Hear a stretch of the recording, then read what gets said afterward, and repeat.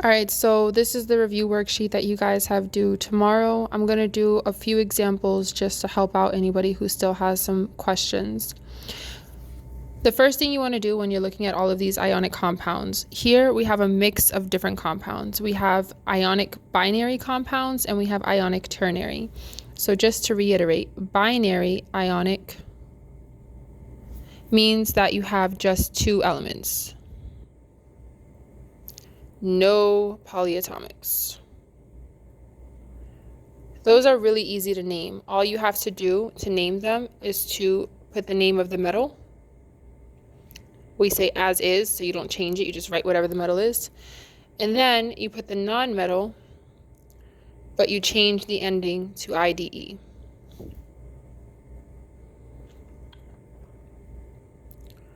So it's pretty straightforward. I'm going to find a binary one on here. Well, here I have nitrogen, hydrogen, and chlorine. That's clearly more than two elements. That's not binary.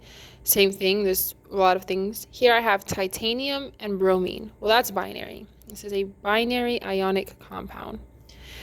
So the first thing I'm going to do is find the metal. Well, if I go to the periodic table and I look for Ti, I'm going to find out that this is called titanium.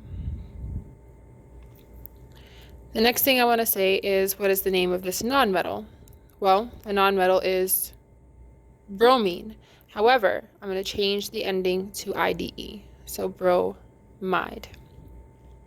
The very last thing you need to check for is the metal a transition metal?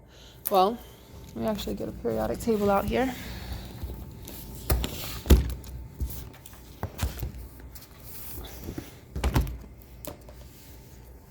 Here's a periodic table.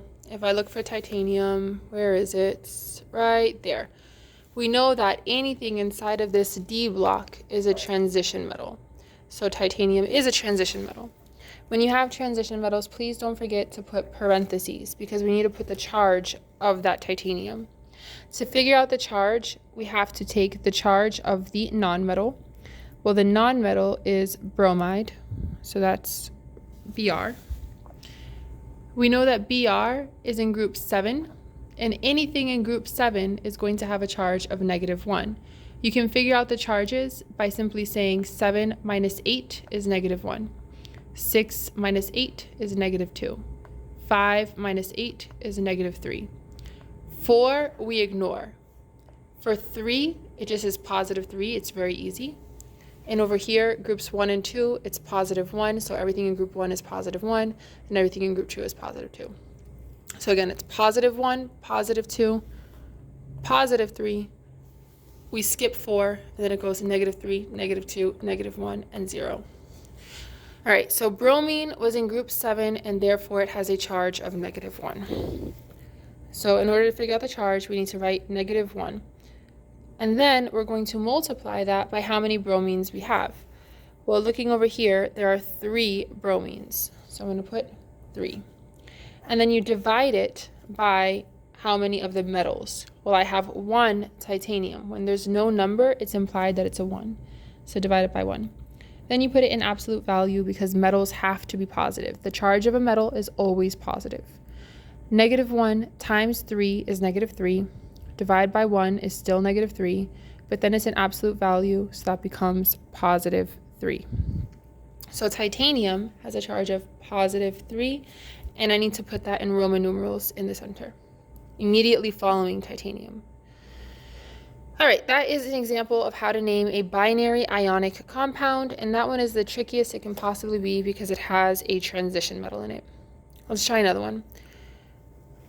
Let's look at something called a ternary compound. So ternary compounds are going to have the polyatomics in them. They'll have more than 2 elements. So here's nitrogen, hydrogen, and chlorine, 3 elements. Therefore, this one is ternary ionic. When you have something with polyatomics in it, you just have to go to page 220 in your textbook.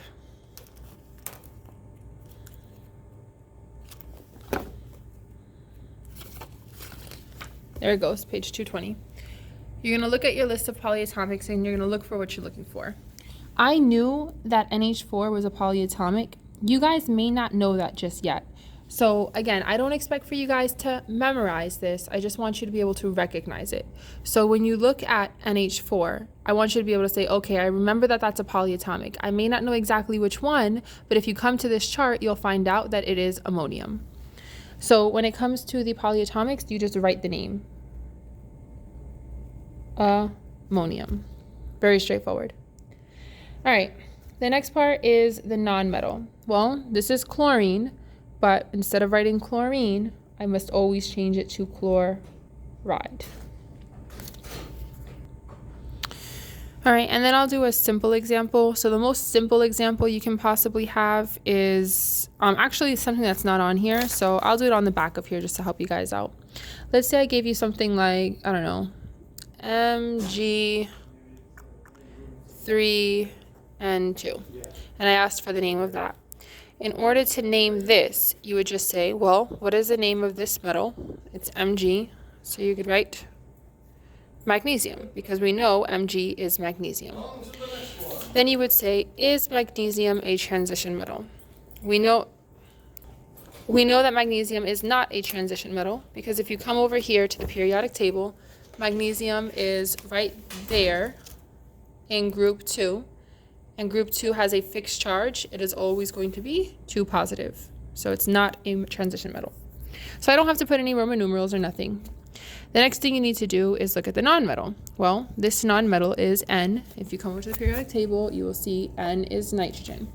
But instead of writing nitrogen, I always end the nonmetals in IDE, so it becomes nitride.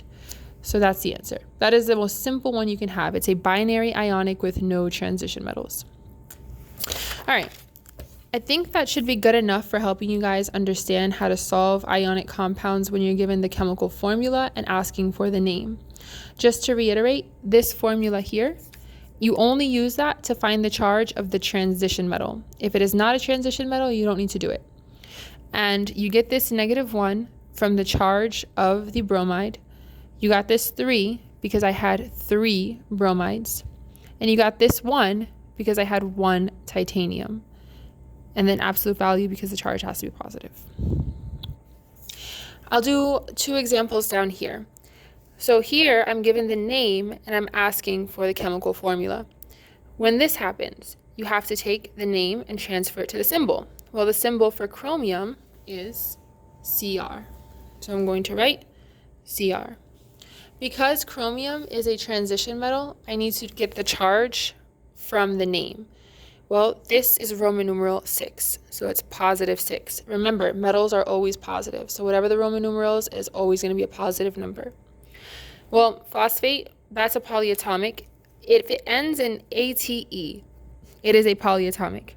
If it ends in IDE, we know that that is a monoatomic. It is not it is not a polyatomic. It is going to be an atom all by itself.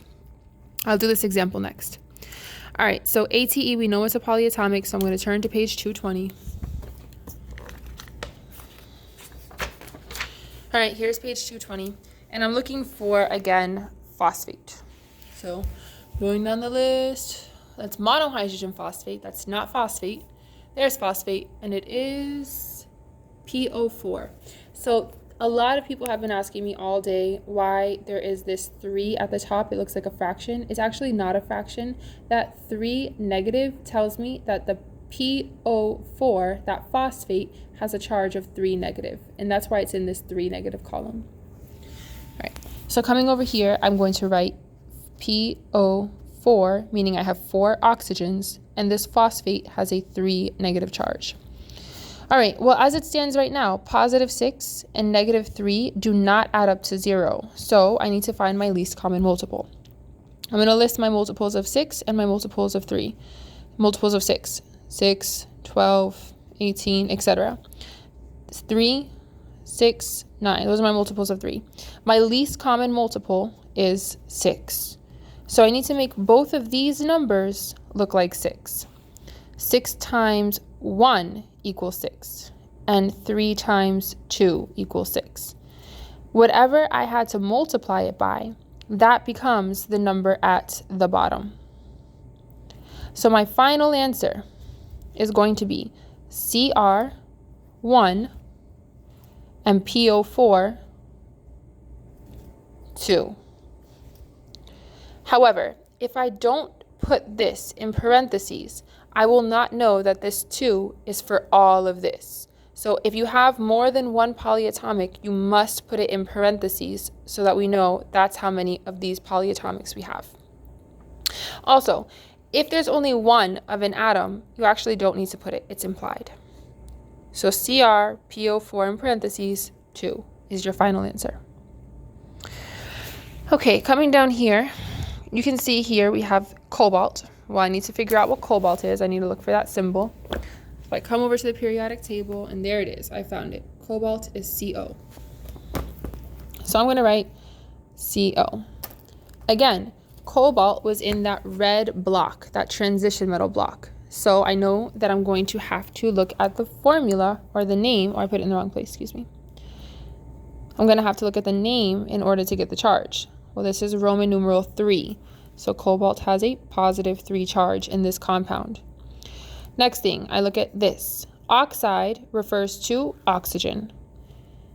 IDE means that it has a negative charge. Well, oxygen is in group 6, right there. Everything inside of group 6A is going to have a negative 2 charge. We know that because 6 minus 8 is negative 2. Also, everything in group 6 has 6 valence electrons, so if I have to gain 2 electrons to reach the perfect 8, that means I'm negative 2. Many ways to think about it. As long as you can remember everything in group 6 has a negative 2 charge, you're good. All right, well, as it stands, positive 3 and negative 2 do not add up to 0, so I need to figure out the least common multiple. Multiples of 3, 3, 6, 9, etc. Multiples of 2, 2, 4, 6. Okay, the least common multiple is 6. Well, 3 times 2 gives me 6, and 2 times 3 gives me 6. Again, this number becomes the number at the bottom. So it goes CO, 2, and then O, 3. So a lot of people have been asking me, why didn't I put parentheses around these? Because I have more than one. The only time that you need parentheses is if you have a polyatomic and you want to tell me that you have more than one. If you had just one polyatomic, for example, something like this, lithium nitrate. Well, lithium is Li, and it has a charge of positive 1 because it's in group 1. If I were to look over here at the table, I would find nitrate, and I can see it is NO3 with a negative 1 charge. See, right there. NO3 with a negative 1 charge. So whenever you have that single line and there's no number, that means that it's negative 1. All right, so positive 1 and negative 1, they add up to be 0. So I don't need to do anything. I just need one of each. So it becomes LiNO3. I have 1 lithium and 1 nitrate. Because I just have one of these polyatomics, I did not need to put any parentheses around it. The final answer is just LiNO3. Okay, if you guys have any more questions, you can send me messages on Remind. Tomorrow we will be going over this worksheet, but I need to see that you guys have done work on it. My 4th period, you guys only have to do questions 1 through 10. Tomorrow, we're going to finish up the exit ticket and finish up 11 through 20. If you want to get ahead 4th period, you can work on it as well. It's up to you. All right, see you guys tomorrow.